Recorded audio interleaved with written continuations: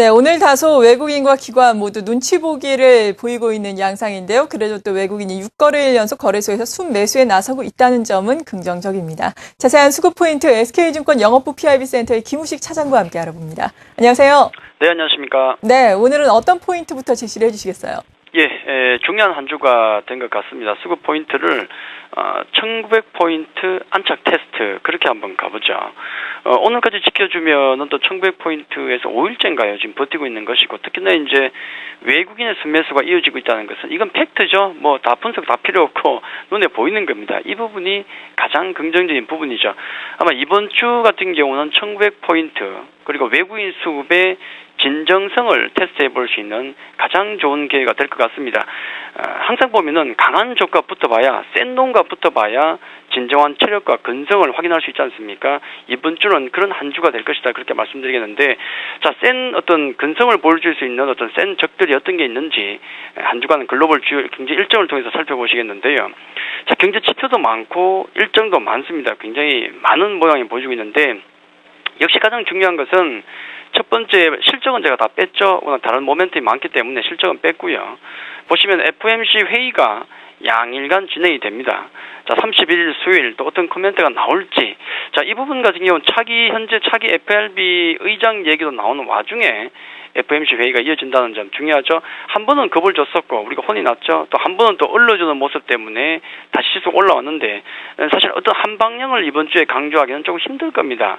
하지만 이 부분은 워낙에 중요하니까 호재도 될 수 있고 악재도 될 수 있는 변수이기 때문에 항상 주의가 요구된다 그렇게 봐야 되겠죠.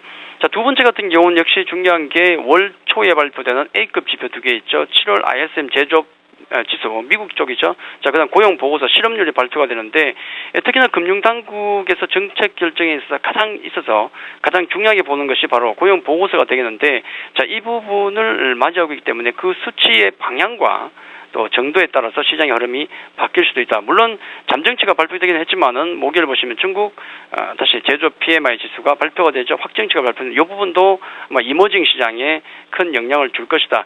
자, 이렇게 해서 보시면은 지표 자체가 굉장히 많이 발표됩니다만은 역시 중요한 것은 첫 번째로 FOMC 회의, 그다음에 A급 지표 두 개가 가장 중요하다 그렇게 봐야 되겠고요. 이번 주 통틀어서 본다 그러면은 코스피도 그렇고 현재 위치 코스닥 같은 경우도 모두 60일 이평선에 걸쳐져 있기 때문에 상당히 중요한 어떤 고비에 와 있고, 또 테스트 과정상에서 변동성은 충분히 따를 수 있다 그렇게 봐야 되겠고요. 다만 중요한 것은 이제 외국인의 매수세가 계속 이어진다면은 이런 변동성에도 불구하고 시장의 안정성 저점은 계속 높일 수가 있다. 그렇기 때문에 외국인 수급에 따른 시장의 안정에 일단 가장 큰 점수를 줘야 되지 않을까. 이번 주는 안착 테스트 중에서 가장 중요한 구간에 들어와 있다 그렇게 말씀드리겠습니다. 네, 그렇다면 이 1900선 안착 테스트 과정에서는 어떤 전략이 필요한지 이 시각 현재 외국인과 기관의 업종별 동향 살펴주시면서 투자 전략까지 말씀을 해주시죠. 네, 오늘 그 외국인과 기관들 수급에서 가장 중요한 것은 IT가 안 온 쪽에 들어온다는 거죠. 지금 외국인 보시면은 전기전자 쪽에 매도가 나오고요. 반면에 운수 장비, 화학 서비스 쪽에 매수가 들어오는데, 매수 종목을 보더라도 현대차, 기아차가 가장 특징적이고 수급상 상당히 중요한 LG화학 같은 경우도 외국인 매수세가 계속 이어지죠. OCI, 삼성 SI 보시면은 IT 쪽이 비었다는 말씀을 좀 드려야 되겠고요.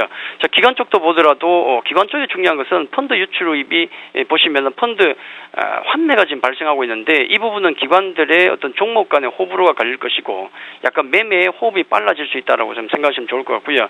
전기전자 서비스, 화학 유통 등의 매도가 나오고, 역시 마찬가지로 운수 장비, 통신 쪽에 매수가 들어오는데, 매수 종목을 보더라도 못 봤던 종목이죠. 현대 모비스 고생했던 종목, 삼성물산, SK케미칼 등등 보시면은 고생했던 종목들로 저점에서 외국 기관 매수가 들어온다 보시면 될 것 같고요.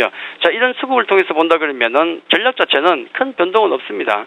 1900포인트 안착 테스트 과정이다 그렇게 보시면 될 것 같고, 대형주 같은 경우는 과거의 경험상, 그리고 1900포인트가 좀 중요하지 않습니까? 그렇기 때문에 대형주는 좀 짧게 그렇게 순환매로 대응하시면 좋을 것 같고, 역시 제가 제일 강조드렸던 것은 시장의 안정성이 높아졌기 때문에 가는 종목은 계속 갑니다. 이게 중요하기 때문에 역시 실적 우량 개별주에 대해서는 중기적으로 홀딩해서 계속 가자 그렇게 말씀드리겠습니다. 네, 잘 알겠습니다. SK증권 영업부 PIB센터의 김우식 차장과 함께 수급 포인트 자세하게 짚어보면서 이에 따른 투자 전략까지 알아봤습니다. 감사합니다. 감사합니다.